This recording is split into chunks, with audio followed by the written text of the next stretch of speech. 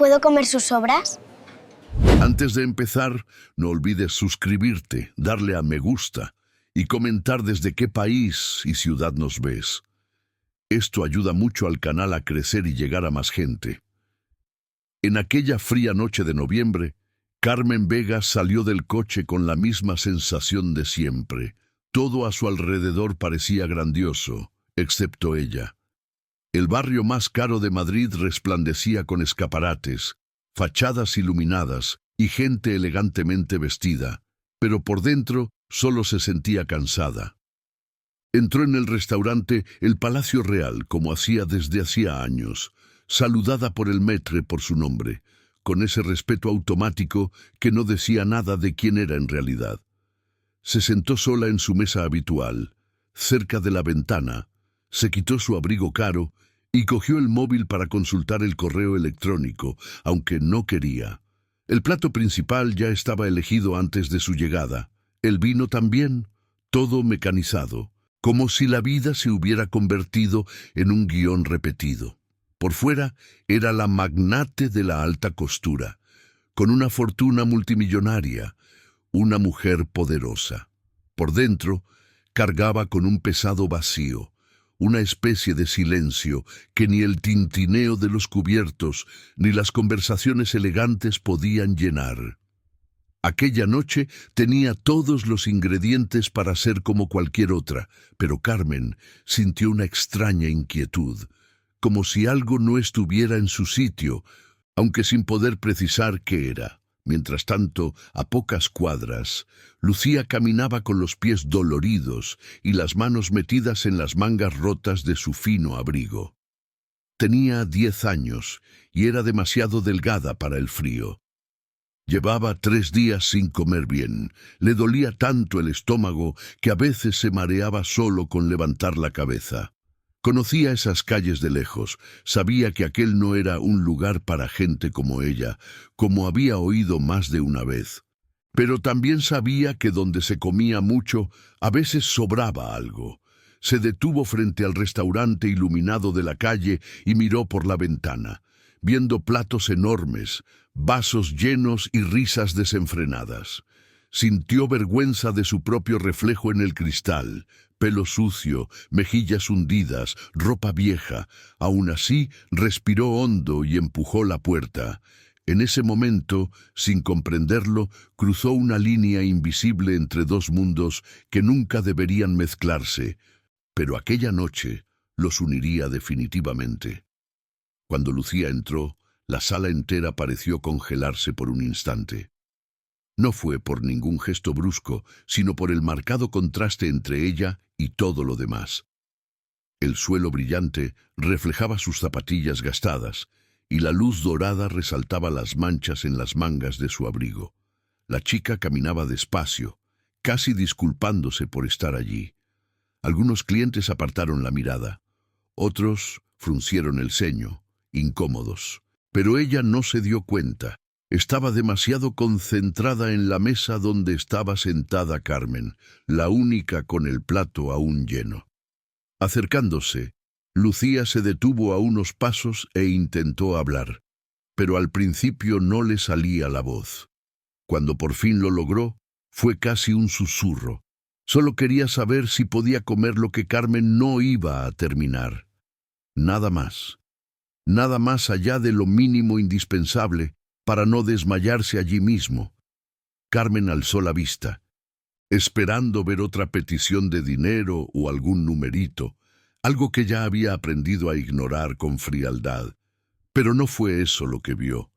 Lo que encontró fue a una niña con los ojos más cansados que jamás había visto en alguien tan pequeña. Había hambre, sí, pero había algo más. Una tristeza que le resultaba familiar, aunque Carmen nunca había experimentado nada parecido. Por un instante, olvidó dónde estaba. No pensó en la etiqueta, en las miradas, en las críticas, ni en la imagen pública que siempre había mantenido con tanto esmero. Solo pensó que aquella niña no podía seguir sola. Sin comprender muy bien por qué, hizo un simple gesto con la mano, como diciendo, Siéntate, y acercó el plato a Lucía. Era la primera vez en muchos años que alguien ocupaba la silla junto a Carmen en aquella mesa, y de repente algo en su interior despertó, como si acabara de recordar lo que era sentir verdadera humanidad. Lucía empezó a comer despacio, como si temiera que alguien le arrebatara el plato.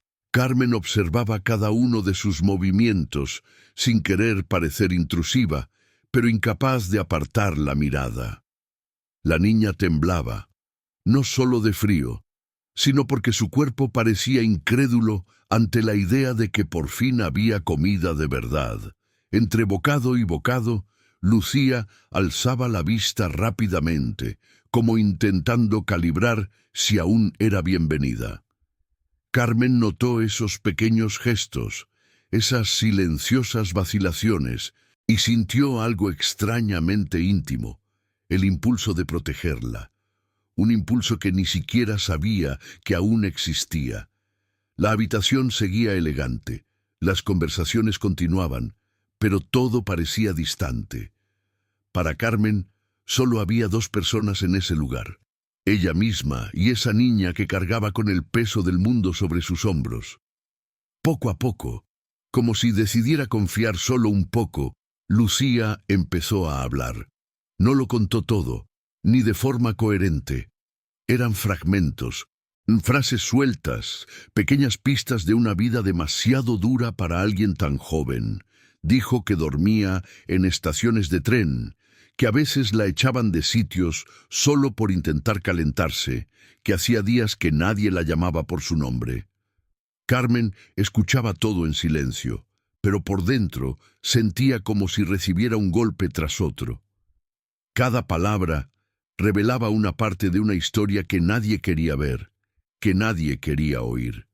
Y mientras la chica hablaba, Carmen sintió un nudo en la garganta, como si se enfrentara a algo que no podía ignorar. Se dio cuenta de que aquella noche no había sido una coincidencia. Era un encuentro que, de algún modo, estaba destinado a ocurrir en ese preciso instante. Cuando terminó la cena, Carmen no tuvo el valor de levantarse e irse como cualquier otro día.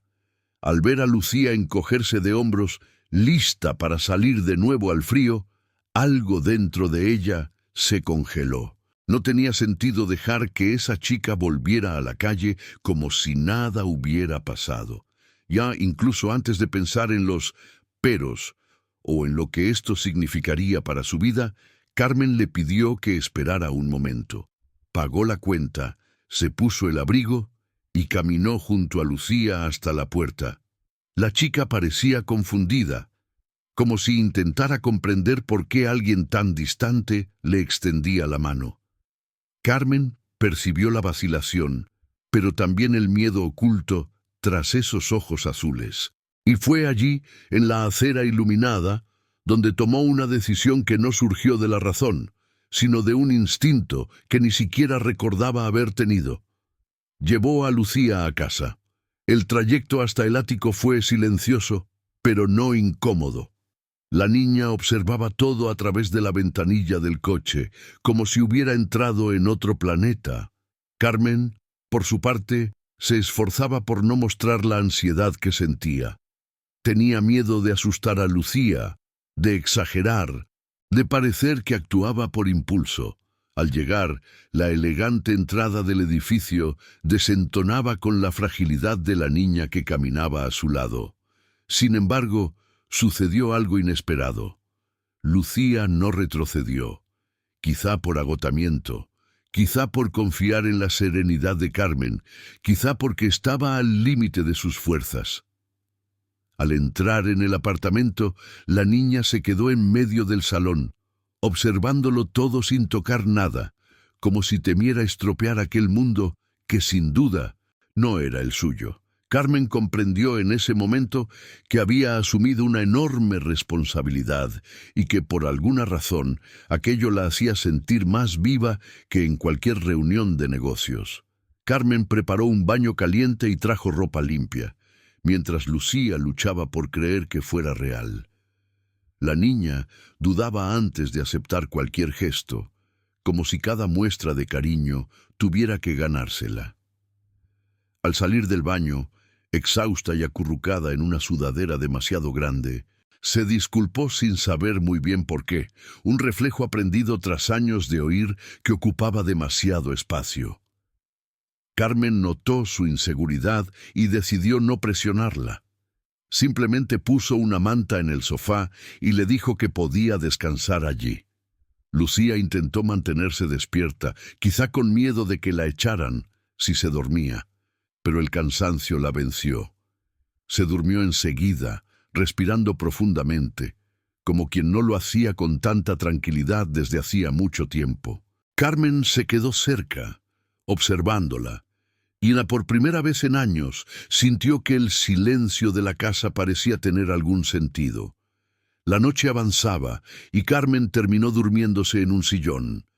Al despertar, con los primeros rayos de sol iluminando la habitación, se dio cuenta de inmediato de que Lucía no estaba. El sofá estaba vacío, la manta doblada con demasiado cuidado como para ser un gesto apresurado. Sobre la mesa, una breve nota escrita con letra temblorosa: «Gracias por ayer. Los lugares hermosos no son para mí». Carmen leyó esas palabras 1, 2, 3 veces, como si el papel pudiera cambiar lo que estaba escrito, pero no lo hizo. La sensación de pérdida la invadió con tanta fuerza que necesitó sentarse. La chica se había escapado, no porque no confiara en ella, sino porque no confiaba en su propio valor. Carmen lo comprendió al instante, y le dolió en un lugar que ni siquiera sabía que existía. Entonces tuvo claro que no podía dejar que esa historia terminara así. Carmen salió de casa sin siquiera cambiarse de ropa. Se subió a su coche y recorrió Madrid como quien busca algo que no puede perder. Pasó por avenidas concurridas, lugares donde suelen dormir los niños, estaciones que Lucía había mencionado sin querer durante la cena. Con cada lugar vacío, su angustia crecía. Al tercer día de búsqueda, su rostro reflejaba un agotamiento real. Ojos rojos, el pelo recogido descuidadamente, la expresión de quien no había dormido. Al cuarto día, cuando decidió dar una vuelta por Atocha, por fin la vio. Lucía estaba tumbada en el cabecero de una cama, pálida, con fiebre, aferrándose a su abrigo como si intentara contener los temblores. Carmen corrió hacia ella y se arrodilló, llamándola por su nombre. La niña abrió lentamente los ojos, confundida, y por un momento pareció creer que solo era un sueño. Pero cuando Carmen la tocó, su expresión cambió. Era la primera vez que alguien volvía por ella. Allí, sobre ese suelo frío, los dos mundos volvieron a encontrarse, y por primera vez Lucía no se rindió. La hospitalización era urgente. Carmen permaneció 6 noches junto a la cama de la niña, sin moverse. No fue a trabajar, no contestó llamadas, no abrió correos electrónicos. Simplemente se quedó allí, sosteniendo la mano de Lucía mientras ésta oscilaba entre la fiebre y un sueño profundo. Cuando la niña finalmente despertó lúcida, miró a su alrededor asustada, hasta que vio a Carmen allí, del mismo modo, en la misma posición. Y fue en ese momento cuando todo cambió. En los ojos de Lucía había miedo, pero también una súplica silenciosa de no ser abandonada. Carmen, conmovida de una manera inexplicable, le preguntó suavemente si quería ir a vivir con ella, para siempre, si así lo deseaba. Lucía no respondió de inmediato. Simplemente rompió a llorar, un llanto que mezclaba alivio, dolor y una especie de esperanza que nunca antes había sentido. Fue allí, en esa sencilla habitación, donde las dos encontraron finalmente algo que nunca antes habían tenido, un sentido de pertenencia. Y, años después, cuando recordaban aquella noche, ambos decían lo mismo. Fue el día en que dos vidas rotas decidieron reconstruirse juntas.